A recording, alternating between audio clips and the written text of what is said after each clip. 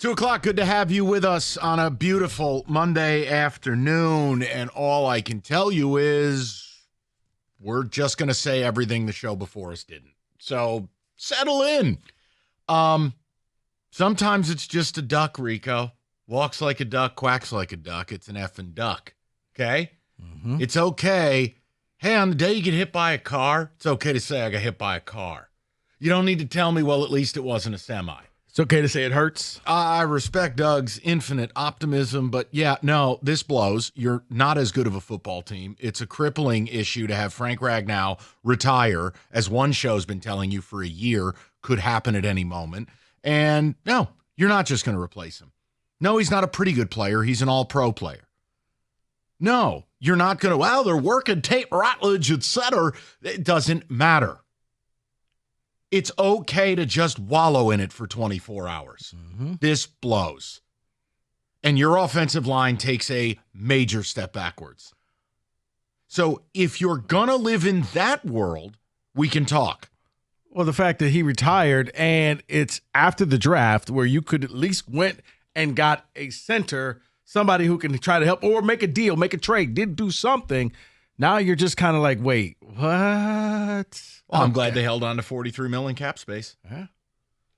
Oh, but you don't understand our cap situation. Yeah, here's the deal. I understand enough that the teams who are going for it, I never hear about the cap. They just do it. So here's the deal. We talked about the Vegas over-under before the Ragnow news, right? 10.5. And I was at 11. Great, I'm at 10. I think Ragnow's absolutely knocks you down a peg. This is a guy that's played through a broken throat, which I didn't even know was a thing, a partially torn pec, an inoperable toe. Frank Ragnow's one of the toughest SOBs in the entire league. And for me, you don't just replace all-pro players, regardless of position. Even if you lost an all-pro kicker, it's a big deal. This guy is, to me, inarguably the best center in football. Maybe number 2 behind Creed Humphrey in Kansas City, but fine. No, but you're right. Yeah, if you lose that type of person, and not because of what he did, but just you saw with Baltimore losing Justin Tucker, and all of a sudden that took away from their offense. They would just score 3 points all the time. He sucked last year, and that hurt them.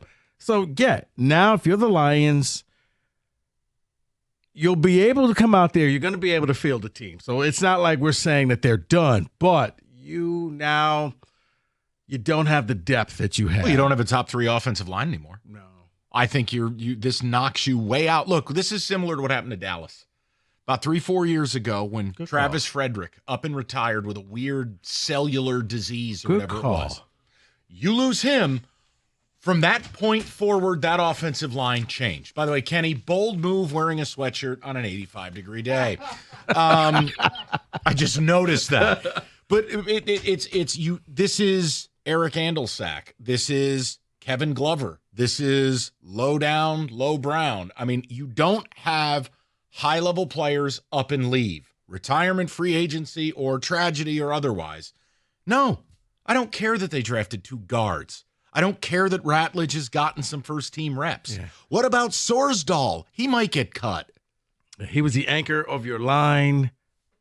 If you wanted to rank them, he was probably the second best player on your offensive line, and he's gone. I think, you know what? Here, people will attack me, and I don't really care. I think he's a 1A to Sewell's 1, meaning positional scarcity. Yeah. To find a center like that, think of what that does to the protections. Think of what it does for the continuity of that line, and you have this warrior in the middle. Rico, I really thought he was on an equal grounds based on, look, if Sewell played left tackle, not right, I think you're Trent Williams. Right. But I actually viewed him and Ragnow. They're the 2 rocks. No, and that's why I said the number 2. I would still put Sewell slightly ahead of him. But I know before we get people say, well, hey, the Eagles did it when Kelsey retired. So, Lions can do it too. Mm-hmm. Let me just stop that text message, David, because it's going to be difficult and happening right now. Either you're going to go get somebody's scraps, somebody who got cut after the June 1st cuts, or you're just going to have to bite the bullet and hope that this works out this season. Yeah, but this is my problem. We talk about Super Bowl windows. We talk about how if you think it's endless, people still get all over me because I said you blew your best opportunity, and it wasn't last year. Their best opportunity was up 17 in the second half of the NFC Championship game. Mm-hmm. Now, happy offseason.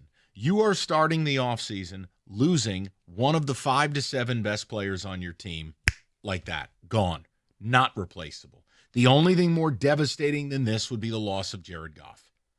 So, look, Doug and Stoney were optimism to the nth degree. You're not getting that 2-6. I'm just going to live in it. This is Maury Povich, and Maury just said, you are not the father. So, factually, another man was in there. Oh, boy. Okay? It's okay on that day to just say this sucks. Well, at least it's a healthy child that isn't yours. Frank Ragnow, retired. Gone. Mm-hmm. Thanos, vapor. No, you're right. Little Spider-Man dust. No, and it's one of those things that, yes, if you lost a running back, you have another running back. If you lost a receiver, you have another receiver. You don't have another Ragnow. You don't have another Ragnow. Here's the quote from Ragnow in a statement released to social media. These past couple of months have been very trying. I've come to the realization my football journey is ending, and I'm officially retiring from the NFL. I've tried to convince myself I'm feeling good, but I'm not, and it's time to prioritize my health and my family's future. I've given this team everything I have. I thought I had more to give. The reality is I simply don't. I have to listen to my body. It's one of the hardest decisions of my life. The Lions organization has been absolutely incredible throughout, and I can't emphasize it enough how grateful I am for this team and all the fans. It was an honor going to battle for you all. So here's my question to you guys. Very simple. What is your reaction to this? Look, I don't live in a world like the previous 4 hours. I'm not going to sit here and tell you you're going to replace him. You're not. What do you think you're going to do? Go get an all-pro center in June? It's not happening. You think a rookie who's never played center gets a couple of reps and magically he's Cinderella and he's a Pro Bowler? No, I don't believe it. I think this absolutely hurts you. I think it's a major downgrade to your offensive line, and I think it's a major downgrade to your offense in an offseason where you have a new offensive coordinator. Oh, wait, there's more. And you're going to start the year off with a whole lot of games where you're going to get pressure. So, good luck with that. Ratledge got 7 reps, bruh. Yeah. You know what? I can tell you. You didn't ask me, but I can tell you how I look at this. No, I'm asking you. I'm asking everybody. I look at this as after this news today, I no longer see the Lions as the clear-cut division winners this upcoming season. I look at the division, the NFC North, as open. And whoever catches the breaks and you just caught a bad break is going to win. Where I thought, okay, you know what? It'll be the Lions. They may win by a game or two. I don't feel that way anymore. I look at them now. I look at the Bears who, you know what they did? We're upgrading our offensive line. And maybe if you'd have known this earlier, you could have jumped in there. You could have took some of those guys. But how didn't they know? If an idiot like me knew he was close to retiring last year and it could happen at any time, and I remind our audience all the time to stop projecting Frank Ragnow on the 26 or 27 cap. Well, come on, man. Maybe now, that's just why didn't want to know. Fine, they took Ratledge because they thought he could transition to center. That's fine. There is no guarantee Ratledge is any good playing center. I think they thought they had one more year with him, and then you would make that move. Go ahead, Kenny. I don't understand the segment of this fan base that thinks that there's no shot the Lions didn't know about. They absolutely knew about this. And even I'll raise you one. Even if they didn't know that this was going to be the decision that came down, they have been planning for this guy to be injured for half a season for the last, his whole career. Because he hasn't played a full season. I think he's played one full season in his career. It's hard to do. It's hard to play a full season, but this guy's been injured. He's been banged up. He's been playing through injuries. They've known this for years. So don't tell me that they were somehow oblivious that this was a possibility. No, but Kenny, again, they took Ratledge in the second round. It's not that they didn't take an interior guy. What I can't stand is people acting as if that move lessens the blow of this. Look, here, I don't care. Do you know how many centers get taken on a yearly basis and are not any good? I live it every day. My team traded up to get one. This kid sucks.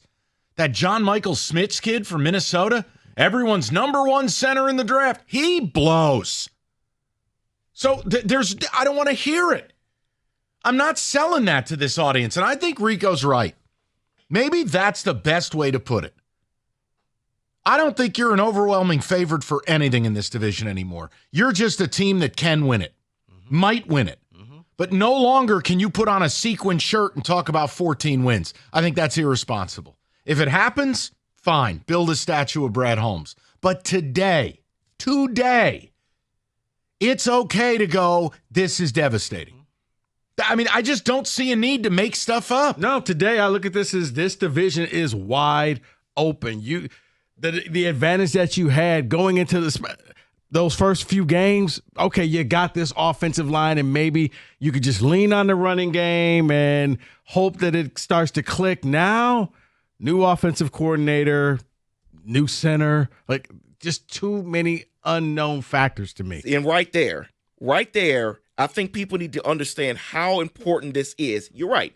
Losing your all-pro center is important, but you have new language now with the new offensive coordinator. Things are a little bit different now when it comes to calling protections and play calling and all of this different thing. And now you're losing your all-pro center in the same offseason. And before people were like, well, they can use the same language, actually going to be playing the Bears in week 2. Don't think you can use the same language. So, yeah, let me just put a bullet in that one right there. And it's just another example. You talking about, them knowing, and I just think it's just another sign of irresponsibility because this was kind of out there, and I think the team would have known. And I give you an example of the Philadelphia Eagles, another example of how Howie Roseman is that much better. Kelsey had talked about retirement for years, and they drafted Cam Jurgens. Sat him there. He learned under Kelsey for a couple years and was able to fill right in.